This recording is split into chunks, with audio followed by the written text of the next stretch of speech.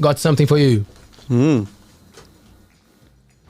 You thought I was gone, eh? But nah, here I am.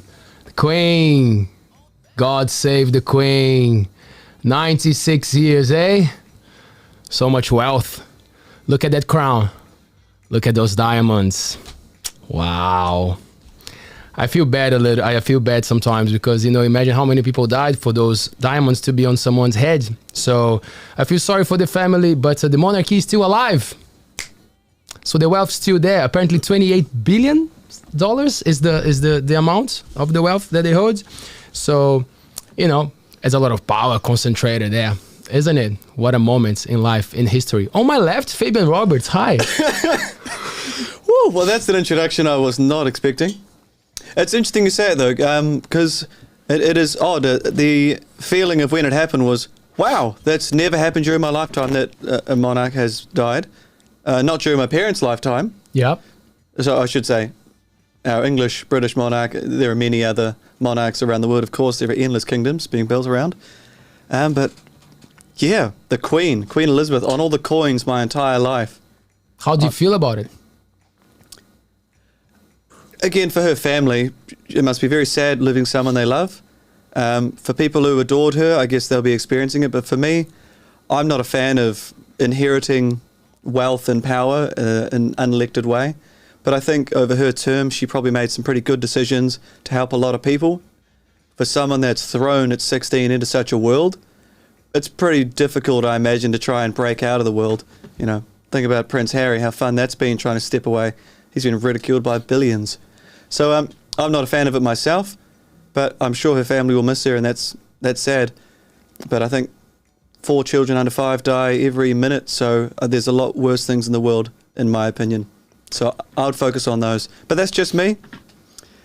That's just me. ALTBAYS Show is live every Monday, Wednesday, and Friday at 7 p.m. So you can tune in on YouTube, subscribe to our channel, support this platform by subscribing, and you can also become a member now because we've put a lot of time, effort, and money into this. So if you feel like contributing, becoming, to join the platform, you can actually join the platform and put, what was that? Yeah, boy.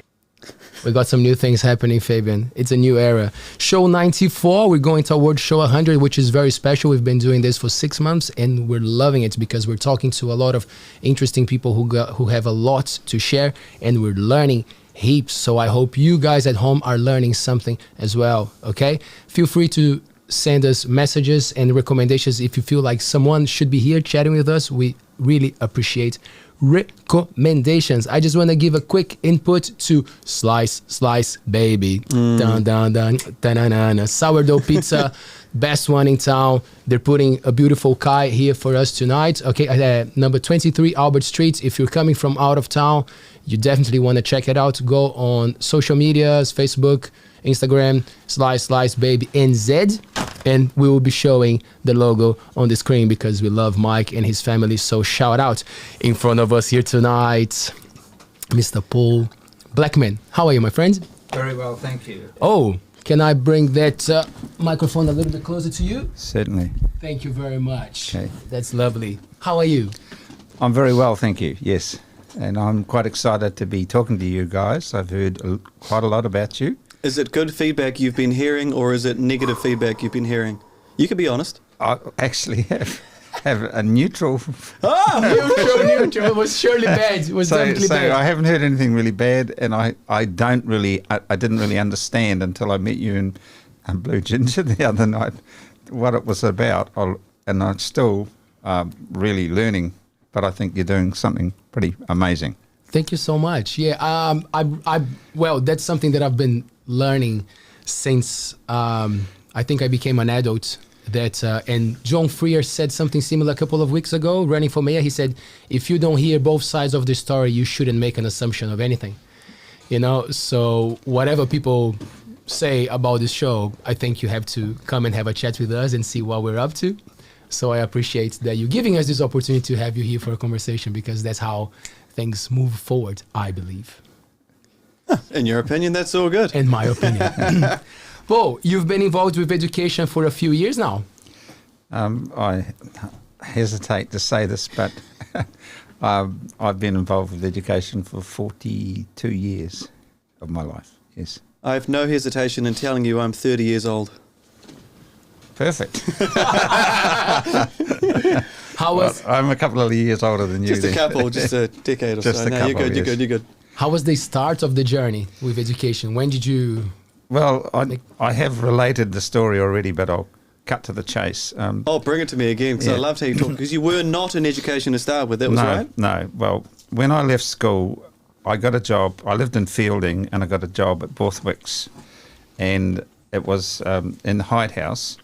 But the key thing for me was it was $400 a week, and it was a 12-hour day. What year was this? So when we're talking, we're talking God. in the 70s, you're getting 400 bucks or? No, hang on.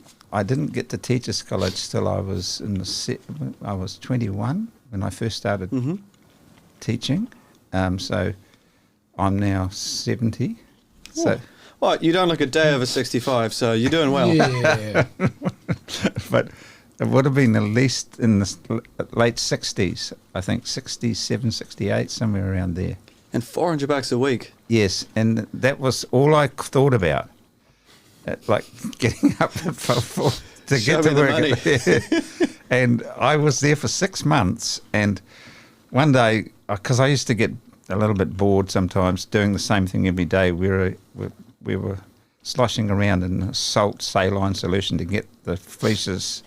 Had to come the wool had to come off the skin. Anyway, it wasn't great work, but $400 a week. We can complain about that. And I went for a wander one day.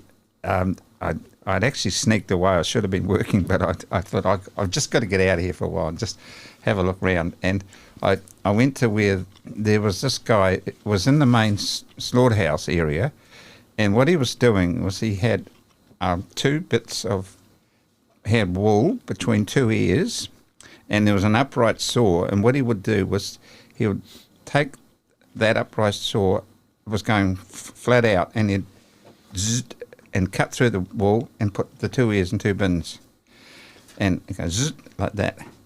And I Just over and over again. I watched him sitting like that for quite a while, and I thought, that's crazy. He keeps doing that. How can he keep doing that all this time? So I went up to him. I asked him. I said, "Don't you ever get bored?" He said, "No." I said, "Well, how long have you been doing this?"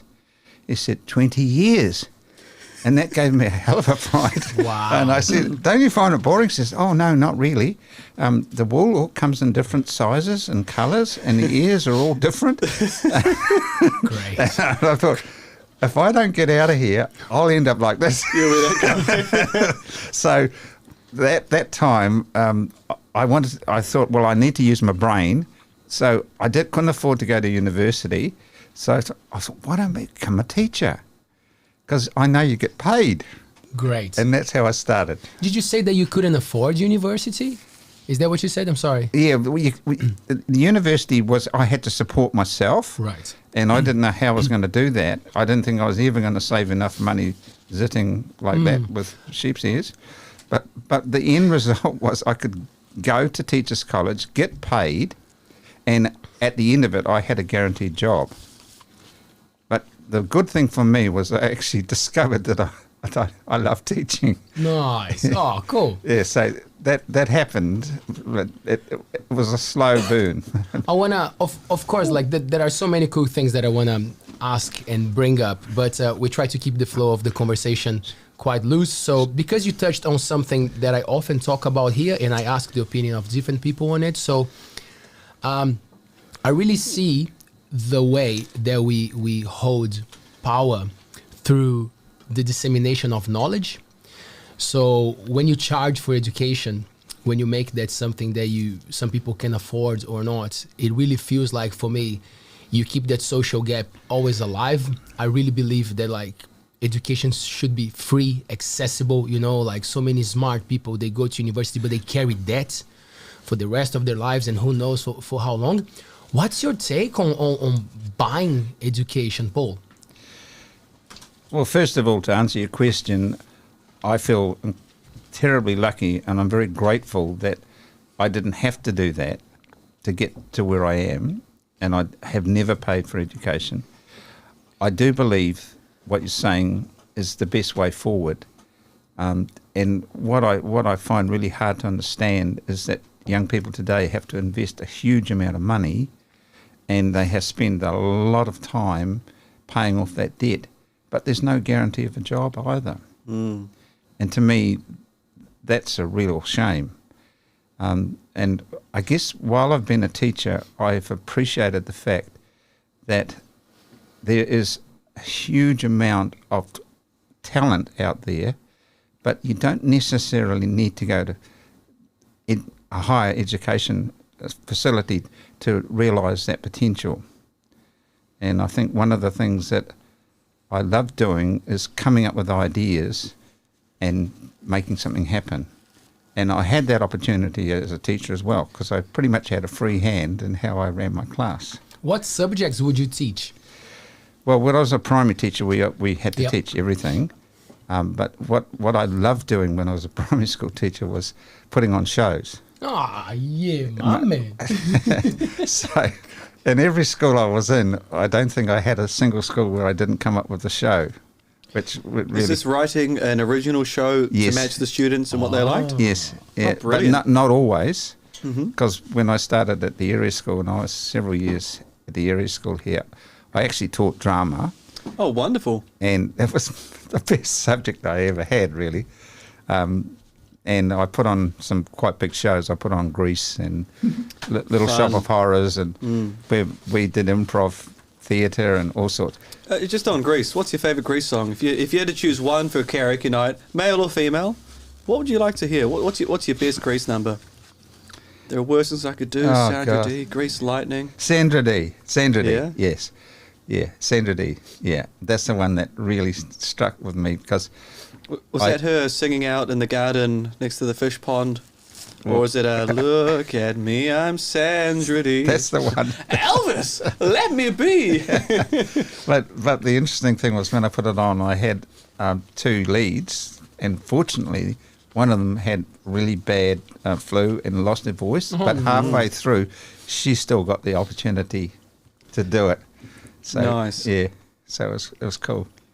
Yeah. Oh, brilliant. So is this this would be through the 70s and 80s, or was this after primary school?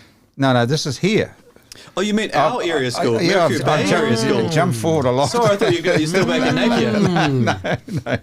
No, look, I can't go through all the schools I've taught at, because I've taught at every level. I've taught most subjects, I think. I have taught maths, and I was the world's worst maths teacher. But I had to learn it the day before, and I think I was reasonably good at it because I could understand why they couldn't understand. So, You can empathise. Yes. Oh, I can see why you're struggling. I don't have a solution, but I feel for you. Do you guys feel like that's actually something that enriches the profession when you come across something that you're not great at it, but that power to unfold things, to be able to understand yourself and yes, do that critical thinking with the children? Is it something that is part of the career? absolutely. And the class this is just my experience, are the best resource, because they've all had diverse experiences, and it doesn't matter what subject you're talking about, somebody has had an auntie or an uncle or whatever in their family, or someone that has had that experience. And so your class is a really strong resource, also to teach each other and to teach me too. Have you been to one of those situations, Fabian, that you had to brush up and have a look just before something, just to make sure that you knew what you were talking about? Well, I've definitely made mistakes, and I've taught lessons completely wrong and realised that partway through, and guys said, like, stop. I've realised I've taught you the thing completely upside down. Well, this was with guitar tab at one point. I was like, oh no, just throw everything away. We're going to do something else. We'll try again tomorrow. But as a music teacher, having to brush up, because a student will go to you, hi, I want to play this on drums. And I'm going, oh great, now I have to learn how to play drums. Or, oh, can you teach violin? I went, no. And just be honest, it's one of those things where you go, I'll find someone to help you. But to be able to admit you can't do everything, to be able to admit your mistakes, and then learn for the kids to be able to teach them, it's very hard. There's an educator, Brazilian educator, Paulo Freire. I don't know if you ever heard about him. He did some very like relevant changes in the country. I think was the end of the 70s and in the 80s about like the way that teachers should approach education, how they should deal with the children. And one of the things that he would say was like, each person in the classroom holds knowledge. They come with different backgrounds. Yes. So teachers who come to teach with a big ego, with a big thing of like, I'm the authority here, they're Yes. missing a big opportunity to connect with those kids. Yes. And sometimes that's why you hate a teacher and you don't know why, but maybe because they were trying to impose something instead of Yes. doing the ping pong where Yes. we share information. So, Paul, do you have a big ego? I was not going there. Well, I do have an ego, Good. but I think you have to have some sort of an ego, otherwise you're a mouse. And you got to stand in front of kids Yes, endlessly yes. trying to teach. But, you know, I think the fallacy about education is that we're the fountain of knowledge. And I think a job of an educator is to bring the passion out in children so they follow the thing that they most want to learn. And I can remember sitting with kids where I had a class, the bell went, and this was when I was teaching drama at the area school, actually, and they said, "Oh, can't we stay?" And I said, "I'm sorry, but the bell's gone." And to me, what education needs to do now is move from that model and discover that every kid has got inert passions, things that they really, really want to do and learn. And our job as educators is to find that and help them facilitate that to become whatever they want to become. To me, that's where education needs to go. I love what you're saying. At the same time, I'm part of the system, of the educational system. And I don't know if I should say that I'm lucky because I do tutoring, I do music tutoring. So like my program is different from the teachers who are dealing with 25, 30 kids. True. So I don't want to bash on them because No, I'm actually no. not part of it. But I feel like this change of allowing more freedom and more space would actually have to be more of a systematic thing. Absolutely. Because the society molds Yes. what they want to continue Yes. and what not. How do we target that issue then? So to me, there's two things that I'm really passionate about, and one of them is reading, because that's a key skill that we all need. There's a thing called salience, which basically means without it, we can't survive. And I think reading is one of those things. And it also is something that I think we can use what I've just said to channel their interest so they become proficient readers. And I've come up with this idea of rebranding dyslexia to call it prolexia. And dyslexia just means having difficulty with words. Mm-hmm. And that can come in a myriad of forms. But prolexia means having proficiency with words. And my experience in using a whole range of different neuroscience understandings is to apply that to reading. And that's what our app WordSmart is about, giving those kids that. So that's a really cool segue into the technology side. So before we jump straight into your WordSmart, at what point did you in your educational journey want to make a change to the way language and learning and reading and writing happened? Thank you for that question. All right. Because You're most welcome. I was hoping you'd ask me that, so it's a perfect question.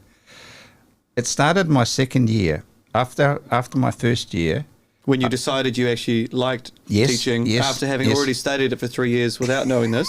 Yes, please continue, Paul. and that was entirely my fault. I was too busy trying to be a grown-up and find, it was a rite of passage for me. Anyway, my second year I was at Monrad Intermediate in Palmerston North, and I had a class of, I think, 33 kids. I can't remember exactly. Big class, yeah. Yeah. So there were two kids in my class that were absolutely the loveliest boys. They were just stunningly helpful. I'll give you a couple of examples. One day I said, look, we need some newspapers because I wanted to do some models with paper mache. And I came, they'd spent the weekend going around gathering newspapers, and when I came to school, I had a prefab. The whole prefab was stacked with newspapers right to the top. Wow. I said, I didn't quite need that much newspaper, but look, thank you so much, you guys.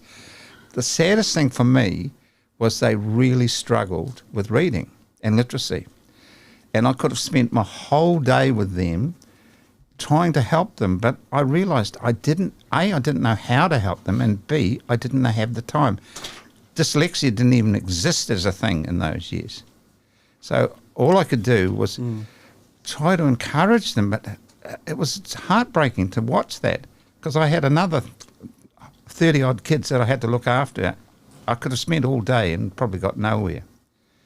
So that was my motivation from that moment. I decided I need to know how to get better at what I'm doing with this. And it wasn't just that, but I had a long path to get to. That was your prime move, your big one. If I look back, that was probably the prime motivator to get things happening for those kids. And that's one of the reasons why WordSmart was born all those years ago. So when was WordSmart a thing? When did you go?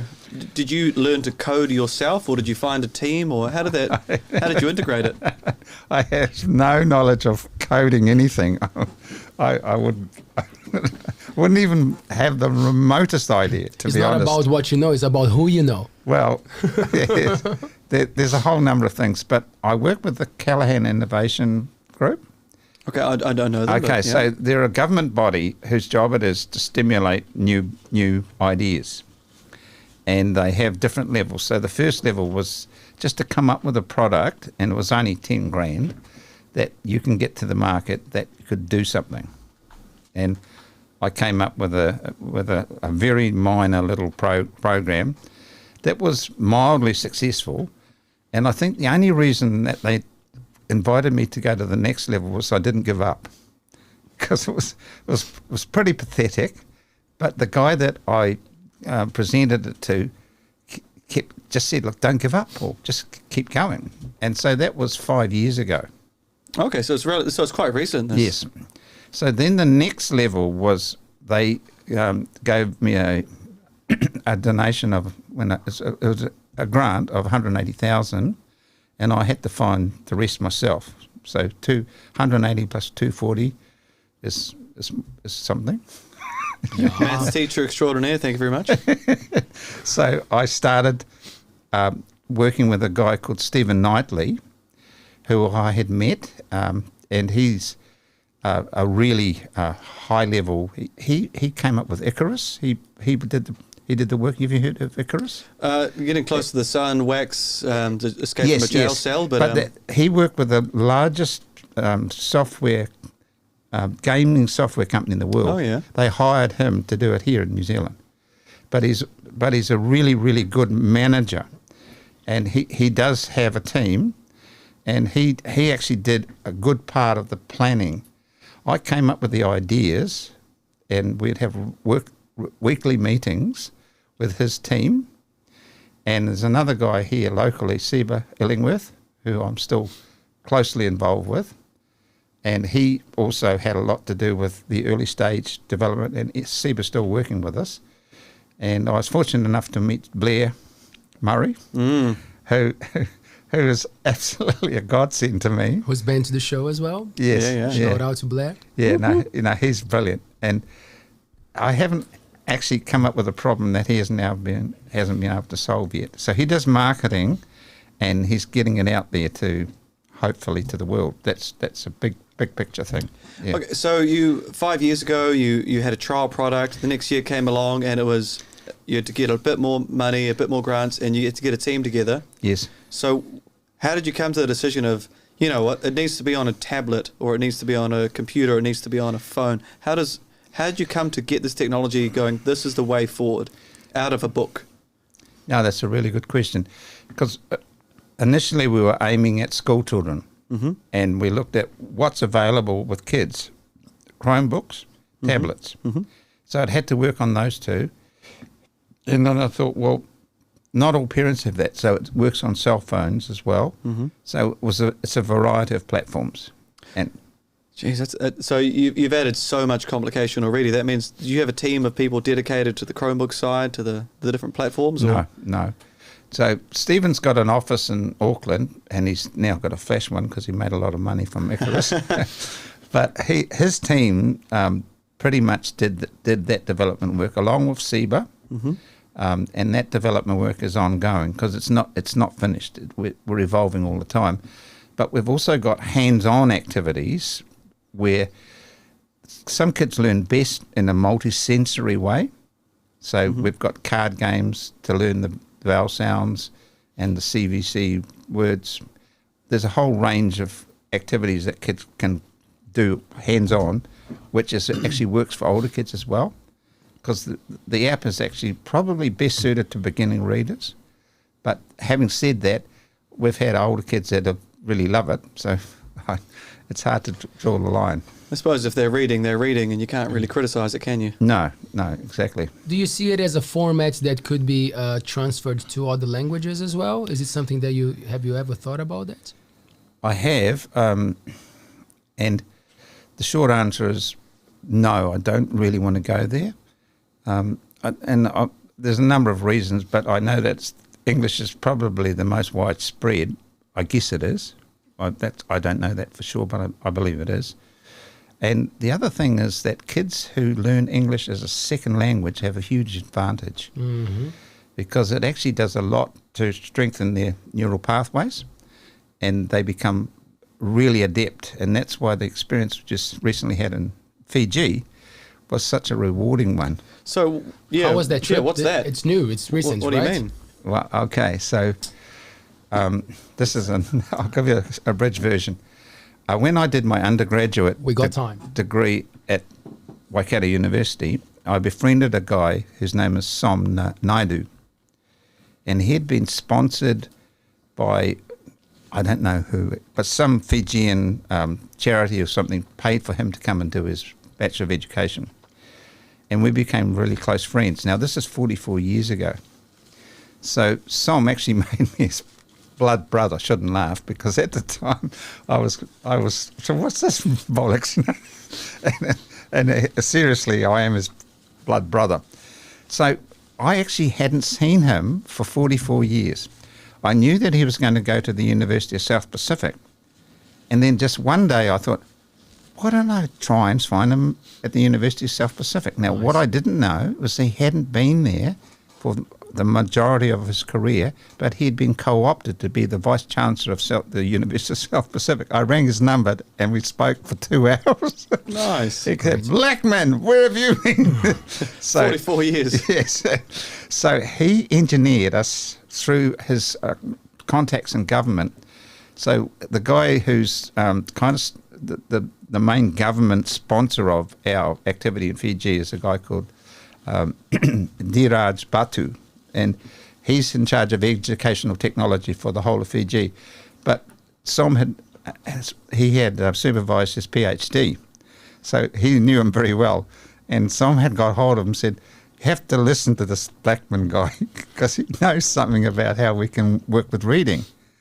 And there's a big move by Bamarama for the whole of the island become computer literate. So the school we worked at was one of it's the largest school in Fiji, and they got 103 tablets given to them for every. And we started with year ones.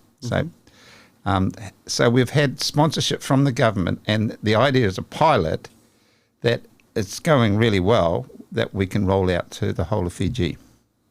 Nice. So is this a pilot you'll run for 5 years of primary, or to year 8 of primary before the pilot is finished? At what point will you be? So where we're heading for at the moment, we're just doing it with year ones, is what I want to do is actually get proof of concept, if you like, so that after, we've set a time. I'm planning to go back there in November, and we'll get a really clear idea. And I've got some pre and post testing results. And then on the basis of that, initially then roll it out to year ones. But then we partner with another company based in Australia to take them beyond that.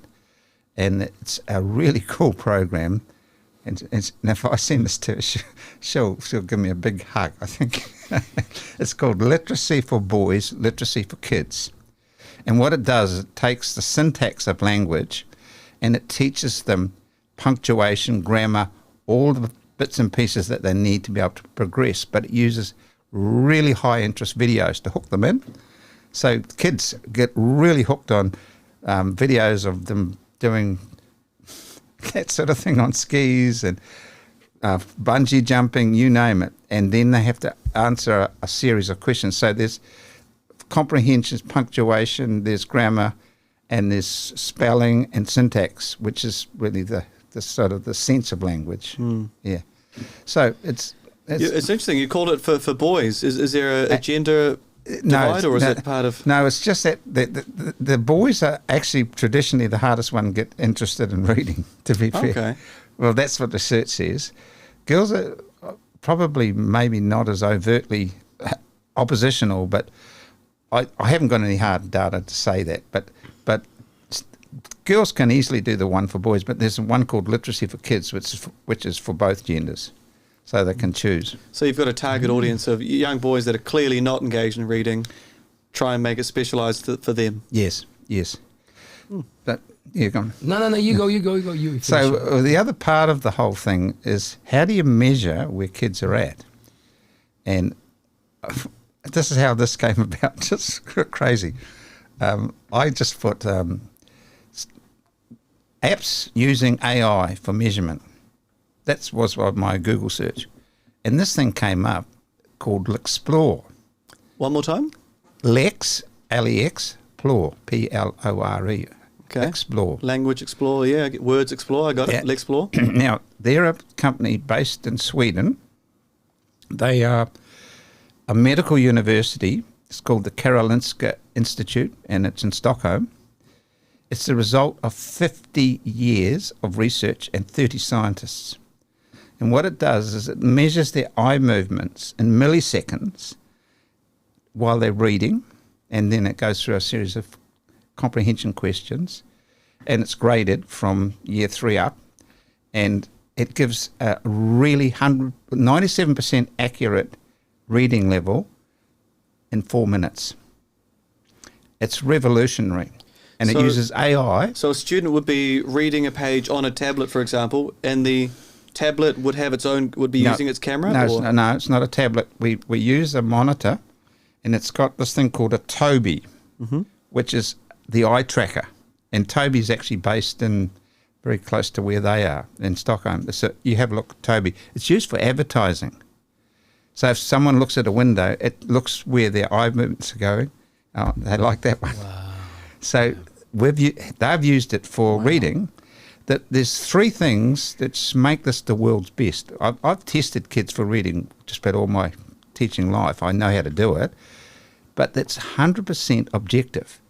And despite myself, I realised that I often could test a kid and think, oh, he's a bit better than that. And I couldn't say it was always objective. The other thing is, it's so quick that it's almost like a painless thing, but there's so much data that goes with it. And when they've done the test, it comes up with suggestions in the body of the program, which gives the teachers really strong things that they can now do. So the beauty of it is it marries beautifully with WordSmart, because we can't test kids on Explore until they can say CVC words, which is 3-letter words like cat, bat, mat, zap, da-da-da-da.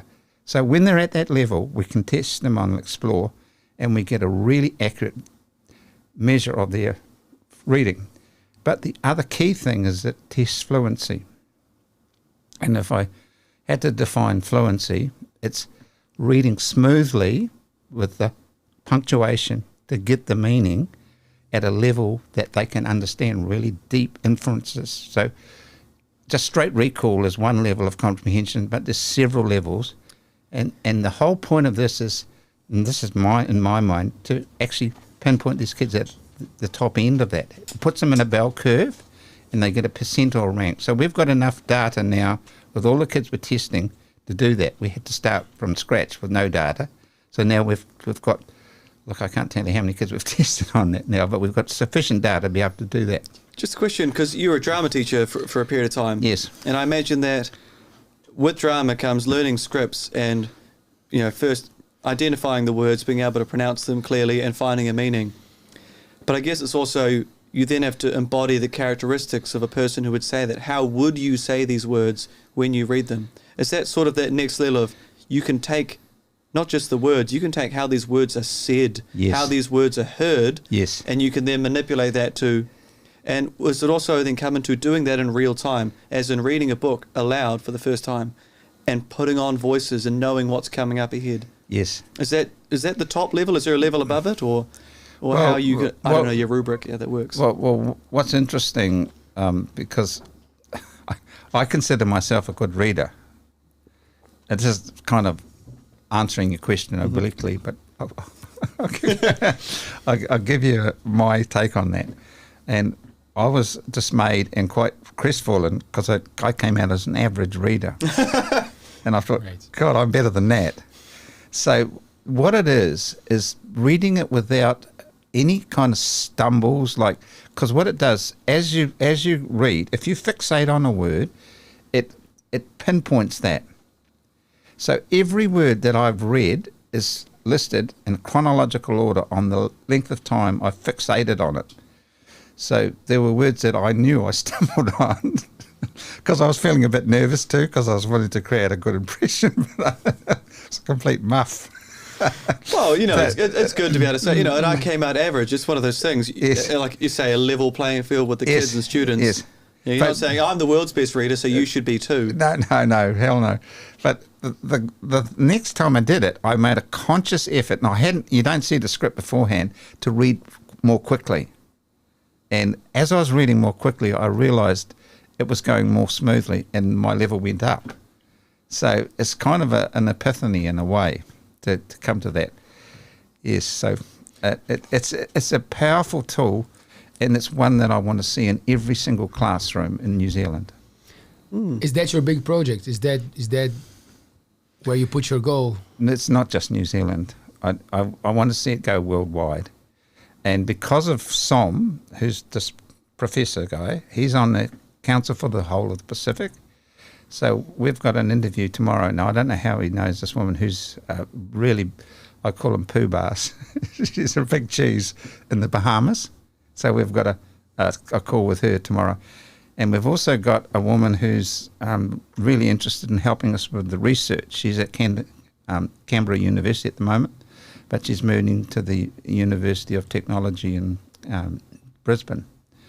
So she is also on the cusp of saying, yes, I'll help you with the research part. So we get, a really strong academic backing behind what we're doing.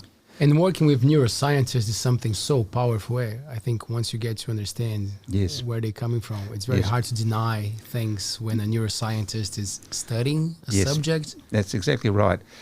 And that leads me on to the next piece that I want to explain. Yes, please. We've got a way of teaching reading the sounds of the language, the first 29 phonemes, which is basically the smallest sounds, using the way that our brains naturally learn. And we learn by stories. Our brains haven't changed since cavemen days. They're built for survival. So how we learn is through stories. So cavemen had to know where the next feed was coming from or what was going to eat them. The stories were the survival. Jaguar! So what we've done is I've created funny little stories about how the letter sounds got their name. And every one of them is designed to hit the limbic system, which is where our long-term memory is, but is also where we experience emotion. And it's positive and negative. So trauma is stored in the limbic system.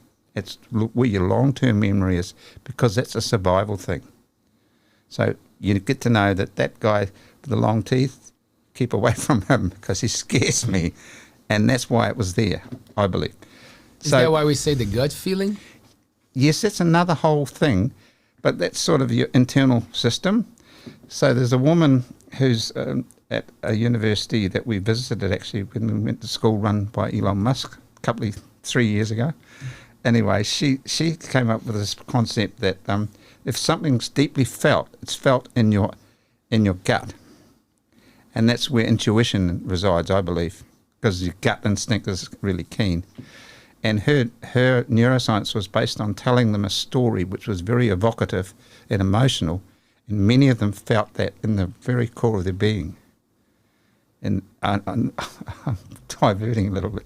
So the stories are funny, designed to be funny, so they hit the long-term memory, which is where our emotions are. So as you sort of get to B in the alphabet, and the character drops something, goes, "Oh bugger," and that's where B comes from. That's something that like that. idea. Yeah.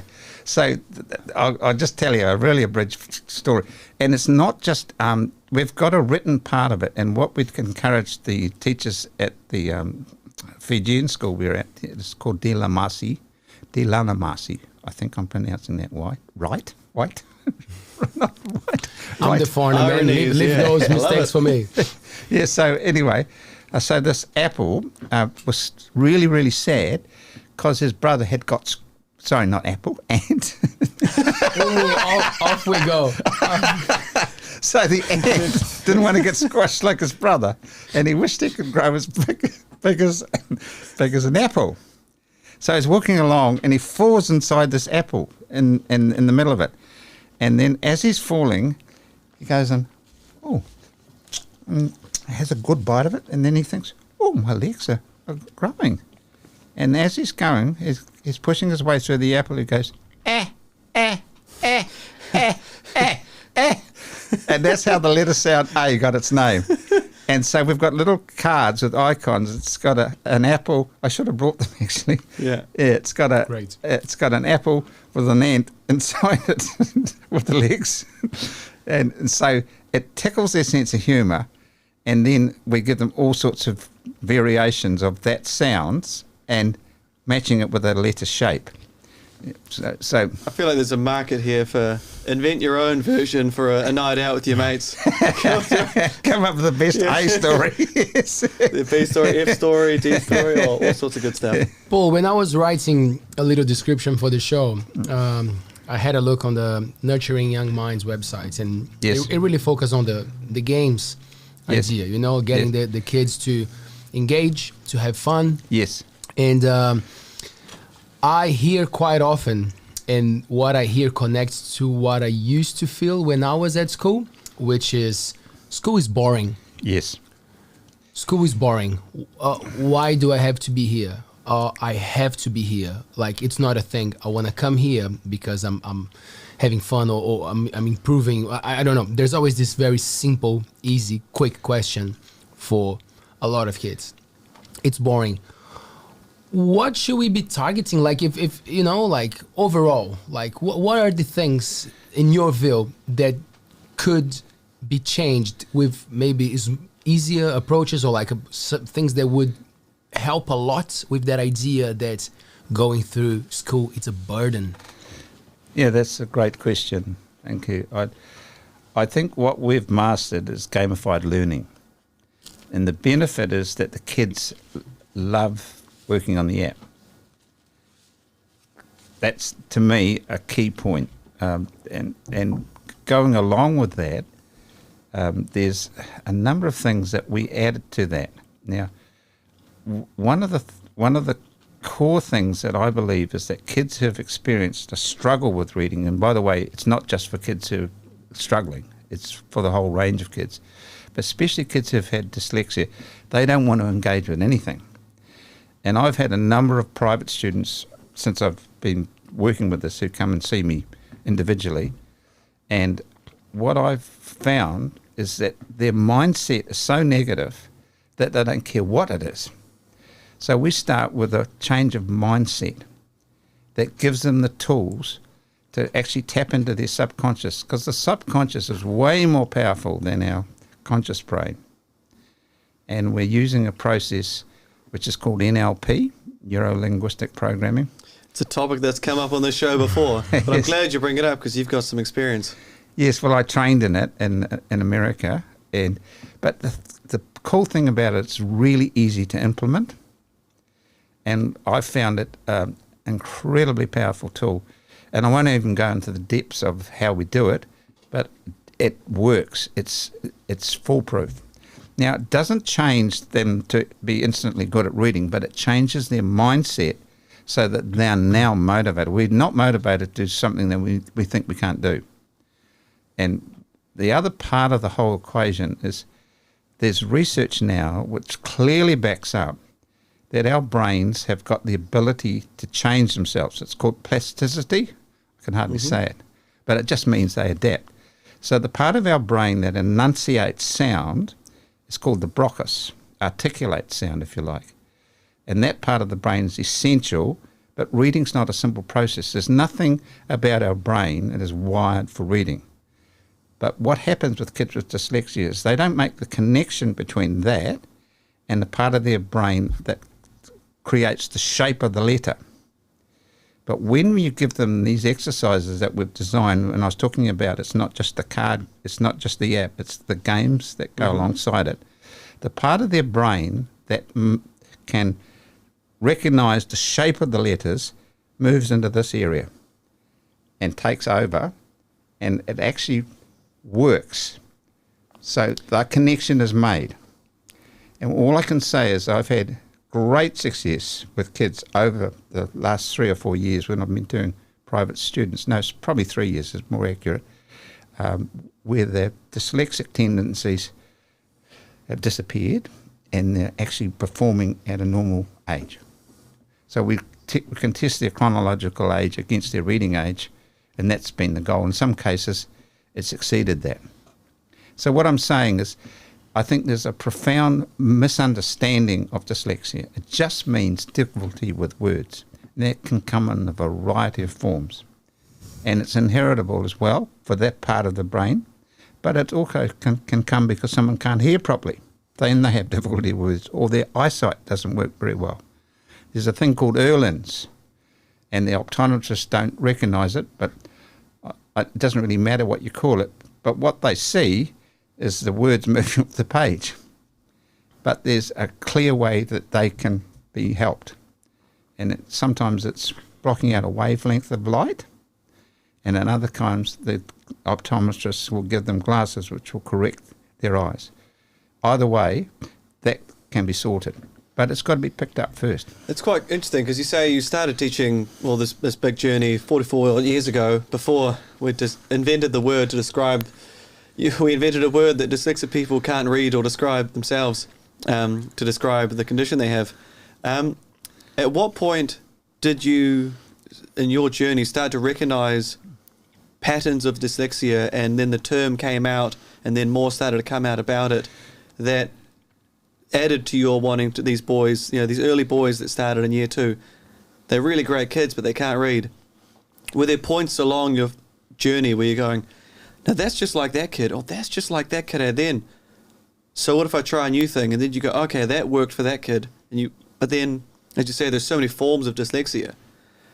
Did you have to map so many to your own learning, or did you have to research dyslexia, or did you find people that had done that before you started doing this app? It's a huge question. And it also gives me an opportunity to explain a little bit more. I also trained as a guidance counsellor, and I was at Hillcrest High School as a guidance counsellor for a few years. Nice. What period of time was that?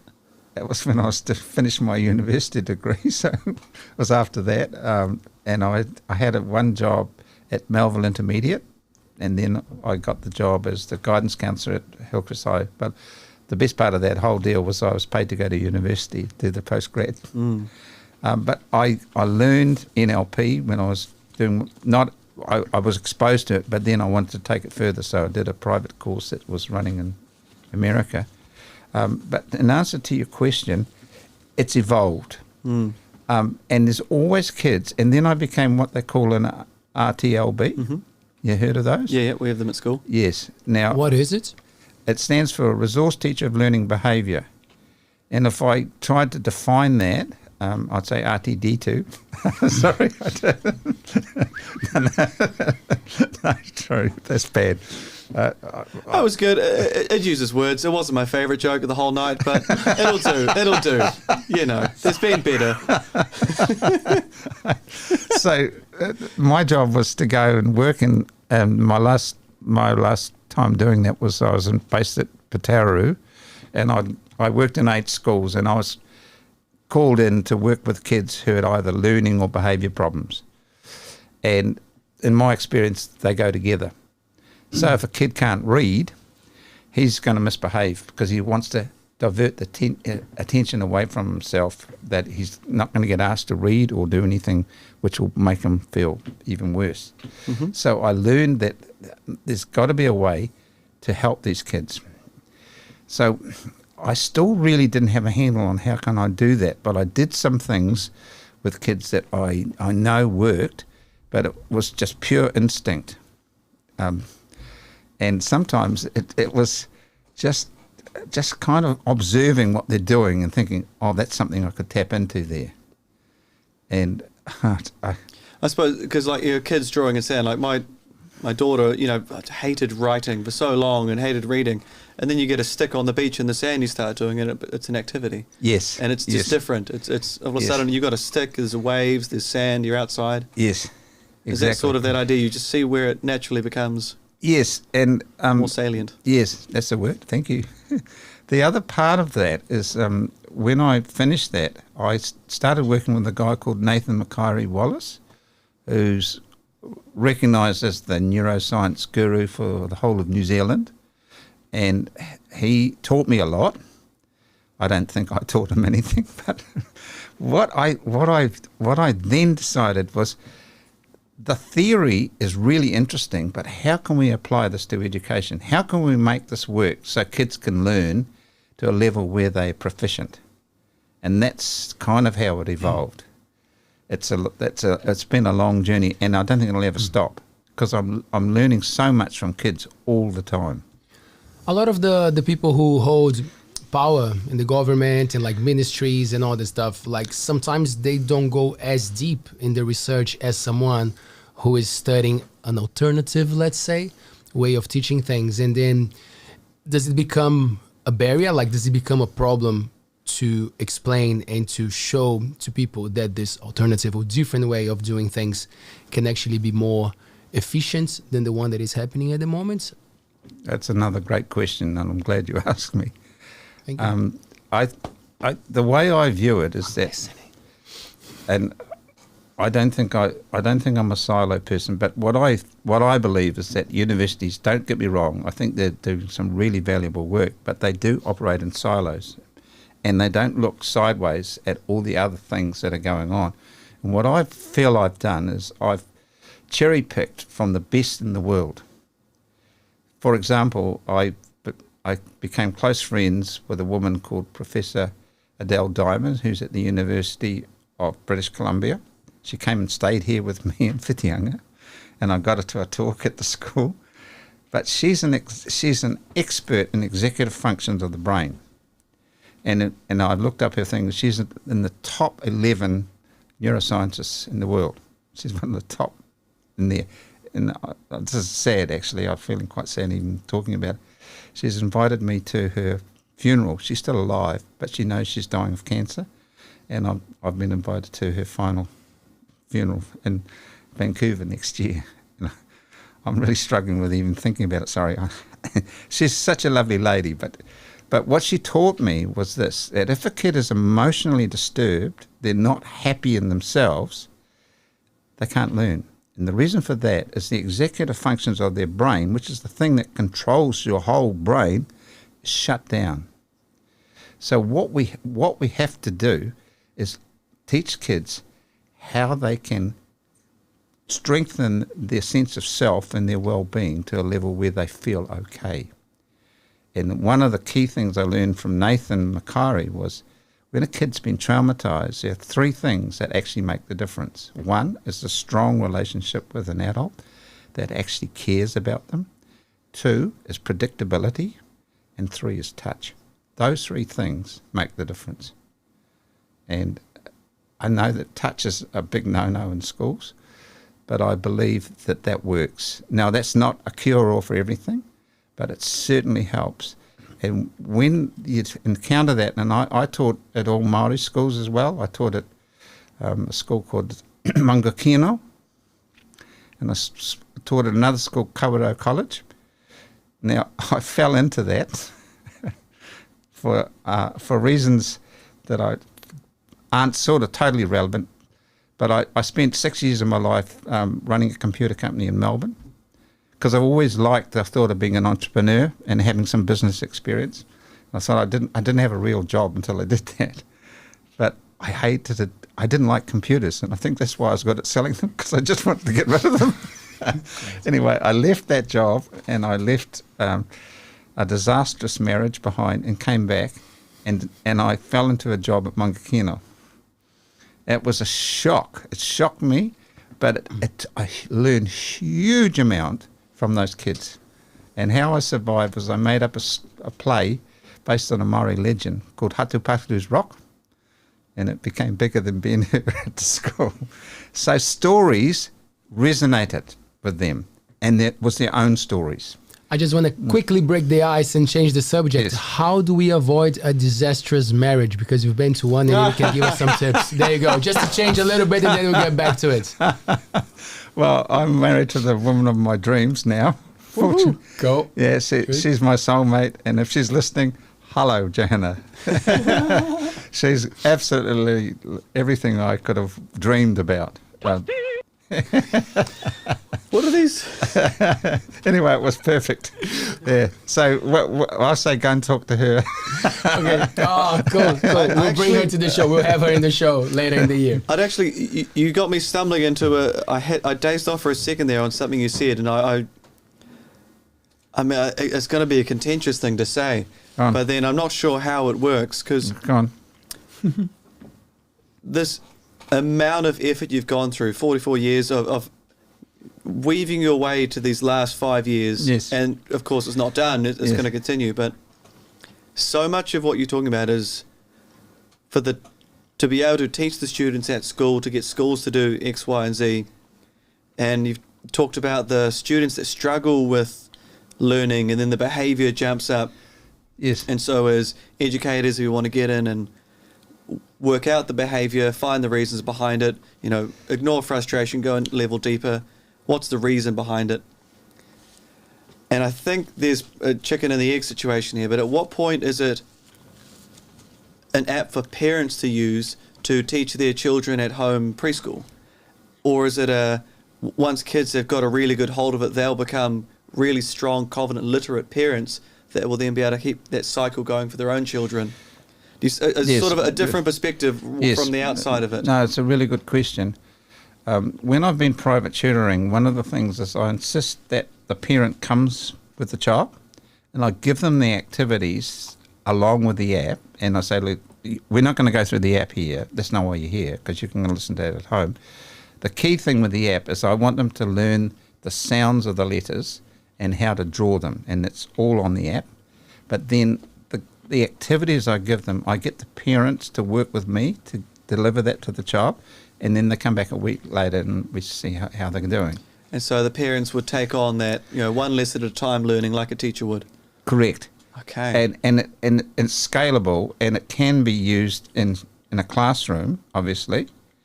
So I've done it so that can be done in a way that's scalable, but also it may be not as explicit as I would like, but it seems to be working on a bigger scale, because the kids in Fiji picked it up pretty quick, and they're ongoing. But I don't know if that's answered your question fully. But I suppose it does, because in terms of the private situation, you get the parents in, so that models it. So are the private situations, the private teaching in this, the set amount of students you're working with in your pilot, are all of them getting these private lessons with their parents? No. So are they the most at risk or the lowest level that are having these? No. What's interesting about those kids is their parents really value education.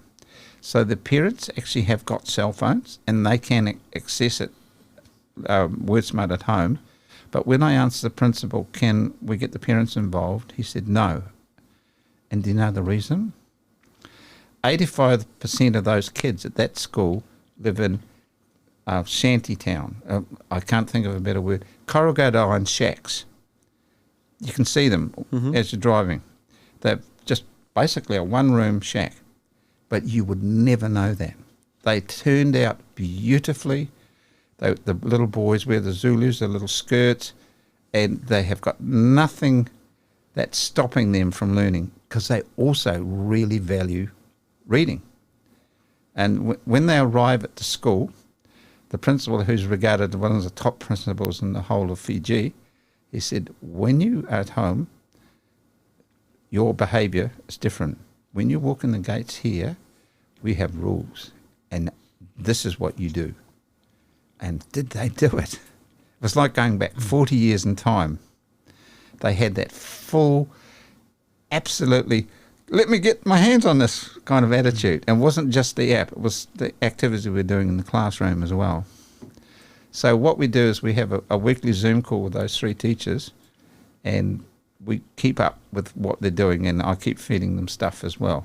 So it's working. Interesting. Does AI scare you sometimes? Yes. Yes? It does. Because what I've learned about it is that if we don't put the parameters around it, so we have AI to do something. I suppose you should clarify what is AI in the context of how it's be used in your product? Okay, so we haven't got an AI component to ours, but we're working towards that. Is when they do the words on Explore, and it collates the ones that they have the most difficulty with, I'm wanting to work with them to use those words in activities that teach them those sounds.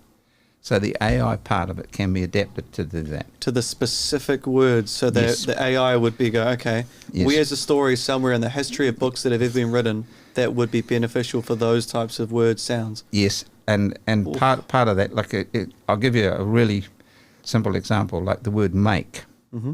Now, there's a little saying that goes with this.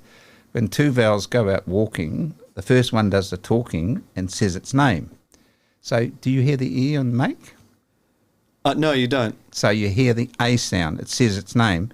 And what happens is the A, and then we sort of illustrate that, jumps over and tells the A, shut up. I'm doing the talking here. And so you hear make, and it's a silent E. So that's just one example. And so there'll be a whole range of activities based on that sound and how that long vowel goes. So it'll be highly specific to each kid. We're not there yet, but there is definitely, we're moving in that direction. Yeah. So by saying that, you're telling us that like it's something that you guys are studying, and then going back to the part that it scares you. So from all these studies and analyzing and knowing how people are using AI, and then I think you look back to your journey and then you see things changing very quickly. Is that what makes you a little bit? Well, there's 3 levels of AI. The first one is that at the moment humans are vastly more superior to AI. And then we get to a level where AI and human brain becomes the same. And that point we're not there yet. We're probably a long way away. But once that we're there, AI then doesn't need us anymore. And it'll be an exponential growth. So how do we manage that? We manage it by putting really clear parameters around AI. So if I wanted to define where we want to go with reading, I want all children to read to a level of proficiency so they can survive in the 20th century. Or something that's probably not very good, because I'm just making that up. But I was going to say, you could closely defined parameter. So you could rewind and go, I want kids to be proficient so they can get to their puberty years and not have a full meltdown that involves not being able to read. You want them to be able to express themselves through puberty with beautiful words, a big vocabulary. Yeah, I'm utterly miffed, Mum. It was a terrible, utterly distraught. I'm so rife. Look at all these words you use. You're so descriptive. I understand you, child. Yes. So, I don't want to go too deep, because it's something that I'm still trying to make sense in my mind. But like, A way that I would try to explain is like, and you tell me your take on it. The reason why AI might pass our brains is that, like, because I always hear we don't know the power of the brain. Like we haven't made total knowledge. Like we actually don't know how much our brains, what our brains can do, but we can map it.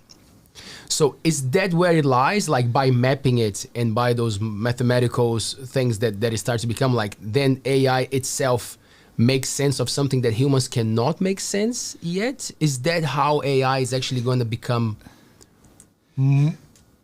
No. It's a big statement, I know, but like it's just, I'm trying to make sense of that in my mind. Like how would that pass our own, the creator? Yeah, the Turing test. Can it convince you it's human? Is the, So Alan Turing, the inventor of the computer system, they talk about the Turing test. Eventually, computers get so smart, they'll be able to pass the Turing test, be able to convince us that they're human, or it'll be hard for us to prove they're not. And that's a certain point of the proficiency of AI. Yeah, look, I don't know. I don't have a clearly definitive answer, but I've got an opinion on that. Oh, I love opinions. Yes, we love opinions. So, what determines our intelligence, and how do we define intelligence in the first place? That's a really big question, isn't it? Because if I think about intelligence, there's a whole range of intelligence that we can attribute to human beings, and there's a guy called Howard Gardner who's came up with this concept of 8 intelligences. And traditionally, what we view as intelligence is reading and mathematics, literacy and numeracy. And there's musical intelligence, there's intrapersonal intelligence, there's introspective intelligence, intrapersonal, which is the ability to know how good you are at something. There's kinesthetic intelligence, which is physical intelligence. For those of you listening on audio platforms, I've just punched Leo in the arm. Gently. So without going into minute detail, there's natural intelligence and there's spiritual intelligence. I've added that one. I don't think there's one of the Howard Gardner's ones. But what I'm trying to say is we've got a huge range of different areas that we're good at. And we're naturally good at some and we're not at others. But that doesn't mean we can't build that. But where I think AI falls down, it operates in a very narrow parameter. So an AI thing is really good at analysing data to find an answer to something quickly, way quicker than us. Now, artificial robots have been able to beat humans at chess for a long, long period of time. I can't remember how long, but that's been done already. If it's defined in a very narrow area, absolutely robots and AI, or a variation of AI, can beat us. But not in a whole range of things all at once, which we're capable of doing. That's my take on it. I don't know if that's... Nice. Can I jump on board the bandwagon? Yes. I love the bandwagon. Yes. I think one of those things is that humans now, a 15-year-old child has a cell phone in their pocket, which is access to almost every book, every bit of history that the president or the prime minister or the queen didn't have 30 years ago. Correct. And so you yes. already have an artificial intelligence. Yes. You don't know the answer to something. You as the human, the consciousness, whatever that word can be defined as, can find out the answer very quickly to varying degrees of success depending on how you can audit the information you find on your phone to find what is the answer. Yes. But one of those other things is that general intelligence, a calculator is better than you already at doing maths. Yes. The chess machine, I can't remember what it's called now, is beaten humans at chess. Yes. But that same artificial intelligence was then applied to different games, and it worked out the rules and became the best at those games without changing those parameters. Yes. So is it A1? I can't remember the name of it now. But the whole idea is that this AI is already able to learn other games and other rules without you programming it. And at what point do you say that you are anywhere near the level as intelligent as the phone in your pocket? You're already inferior to your phone. If someone else has a phone and you don't, you are the inferior species to them in terms of knowledge acquisition or finding answers, solutions. But can your cell phone make a cup of tea? That's where I was going. Like Wow. without you, the cell phone doesn't mean much, right? Without the human. It still depends on us to ask it those questions, which brings us to the next point that I want to make. Is one of our jobs as educators is to help kids pinpoint their passions. And what I do is actually get them to go through some of those exercises on where their main form of intelligence lies. So if I'm thinking about myself, and if I was rating on a 1 to 5 scale, I could either be really, really like useless at it, completely useless, or I could be someone that struggles, or I could be able to do it, or I could be above average, or I could be way above average, like a really, really fluent at good at it. So I get them to rate themselves in those intelligences, and if I think for myself, I'm probably about a 4 for music.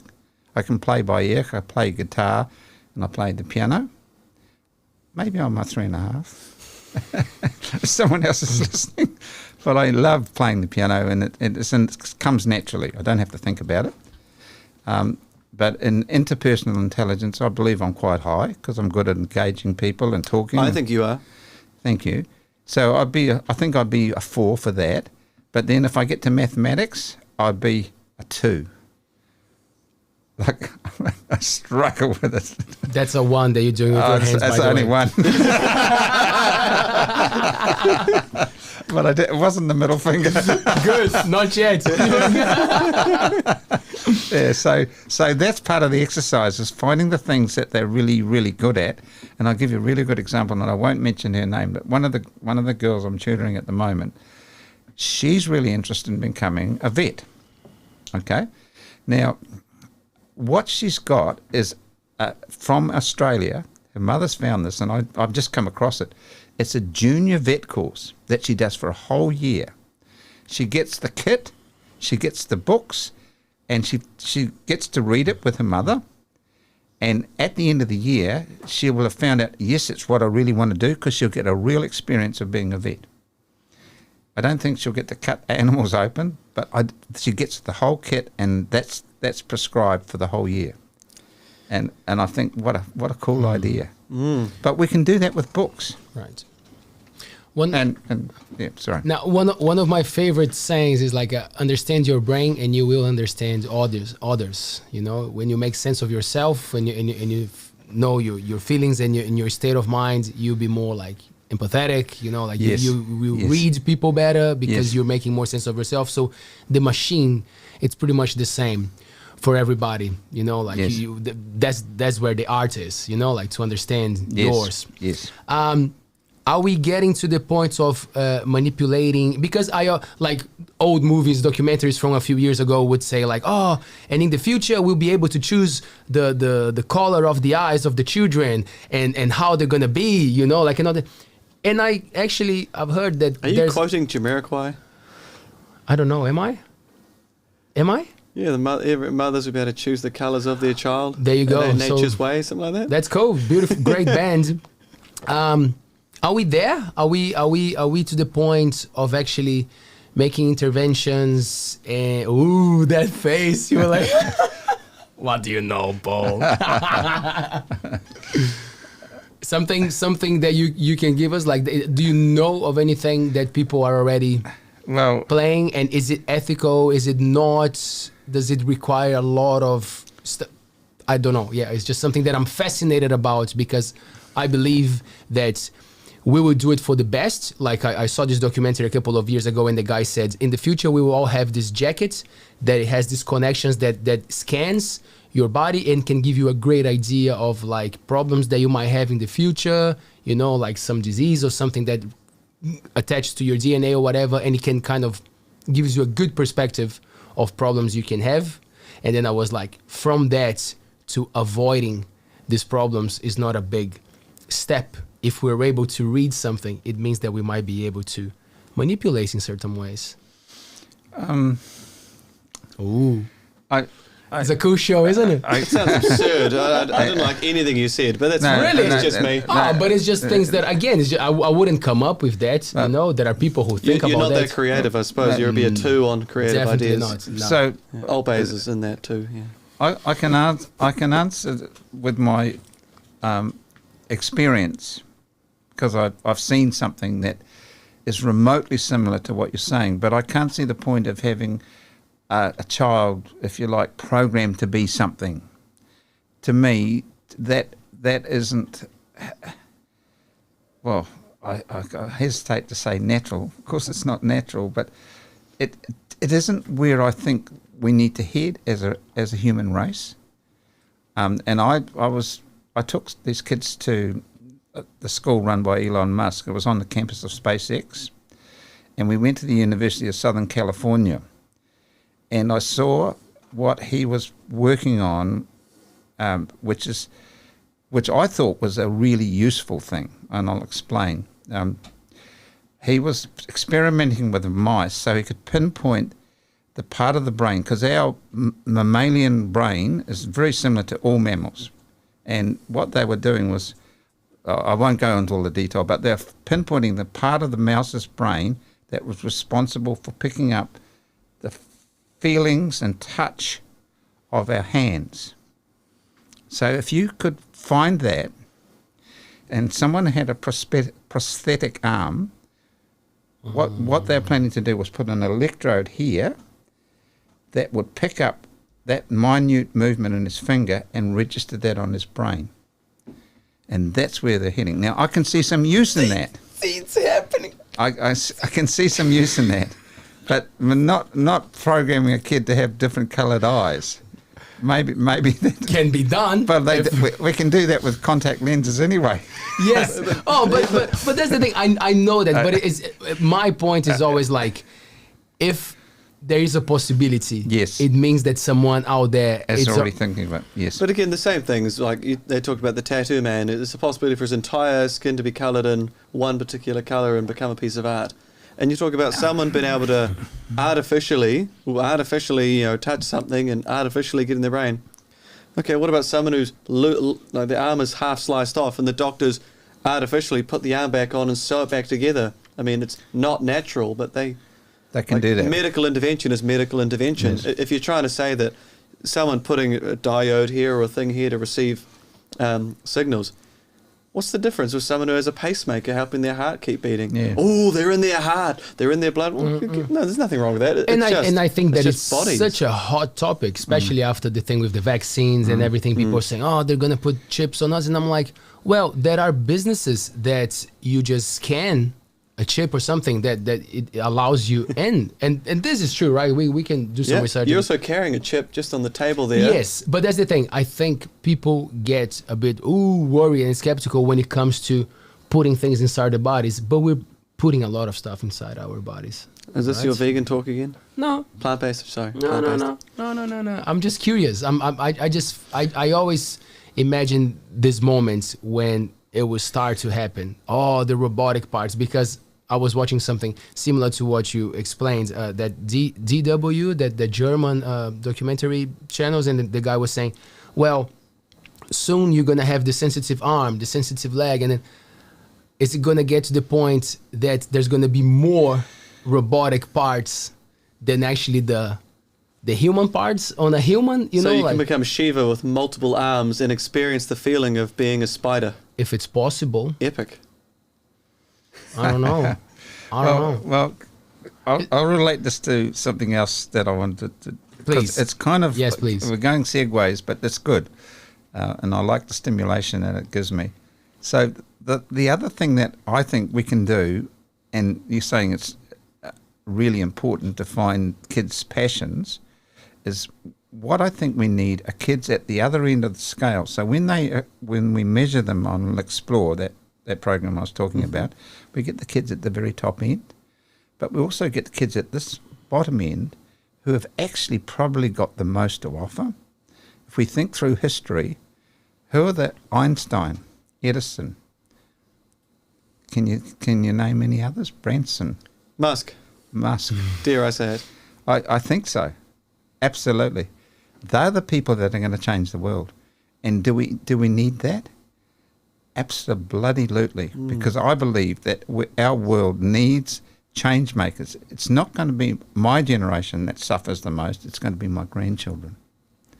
And I believe if we can capture these kids now, we can channel them into areas that they're really interested in. And what we've got is a program which I've named Accelerated Reading.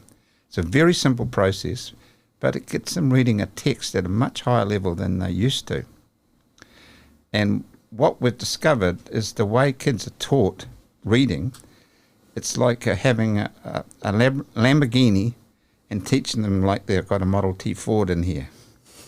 So what I've been using is a process called accelerated reading, where they're given a text in an area that they're really interested in, like robotics or artificial intelligence or what you were going on about. And then the way the tutor works is he reads it. They don't see the text. They just listen. And their job then is to read it back. And you keep doing that till they get it word perfect. Now, these words are way beyond their level, but what happens is that we've got this process in our brain that's called orthographic mapping, where they actually recognise the shape of the letters. And I've had kids reading text, and I say to them, look, if you can read this book from woe to go, it's your book. And I try to pick books where they're really, really fascinated. So this week, who I was telling you about, this the veterinarian. Yeah. Well, I gave her a book about an albino kiwi. And she's totally fascinated. It was probably about 4 or 5 years above their reading age. Now, she's coming back with that book, and I said, I want to see you read that book in a week. Now, she may or may not get there, but she'll make a bloody good job of it. And every time they start the text, they go back to the beginning again. And not only is that learning them to read, but they're cementing the knowledge that goes with that. And so she's already learning stuff about being a vet. She's the one who described us doing this whole course for a year, but she's got the kit and all the rest of it.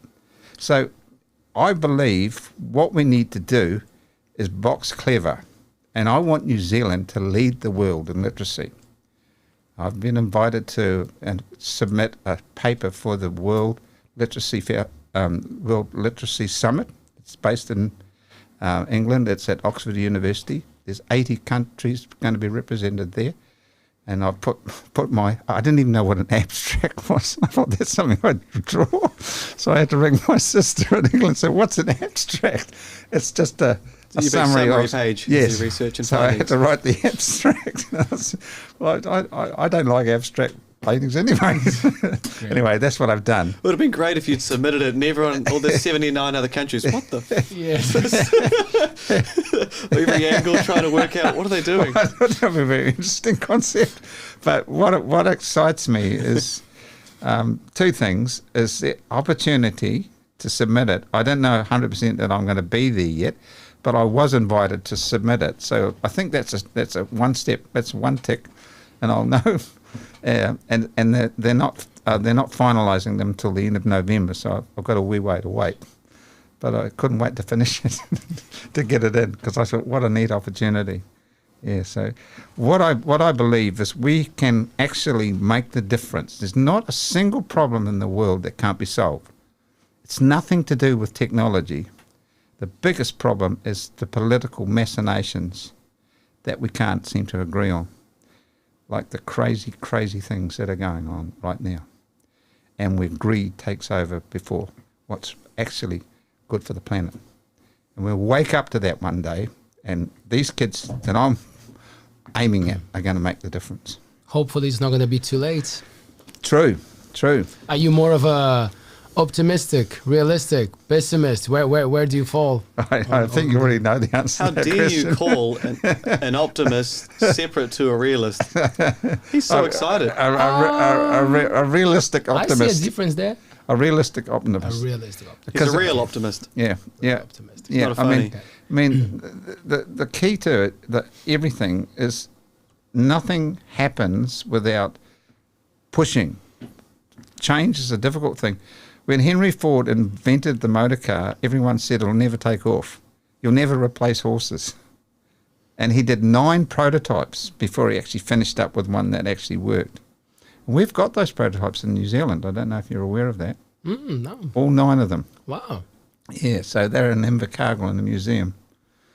And I can't remember the name of the museum, but I've seen them. That's cool. Yeah. So nobody makes any change without absolutely persisting and banging on doors and, you know. I believe at some point there was a hybrid vehicle which was horse carts that had an engine. Is that right? There was a period of time where there were hybrid, automated, that also had horsepower and horsepower. Obviously, that hybrid didn't exist. I remember Elon Musk giving a talk about it, going, hybrids will never survive the long term. Eventually, you're going to get to the next form of whatever transport will be. Yes. So yeah, we have a hybrid at the moment, 2 hybrids, an older hybrid and a brand new hybrid. But I think we're basically a horse with a little pop engine on it. Yes. Yeah, we're a flash in the pan. Yeah, no, I've actually got one too. I love it. What'd you go for? I've got a Yaris Toyota. Nice. You enjoy it? Love it. I have the novelty of owning a new car hasn't worn off yet, and I've had it for 2 years. Nice. What is that bloody noise? It's the toasty. Toasty. Toasty, yeah. It's toasty. Is that a thing online? We just like the word, I don't know. Toasty. Toasty. Sounds like Mickey Mouse is saying, isn't it? Where's Toasty coming from?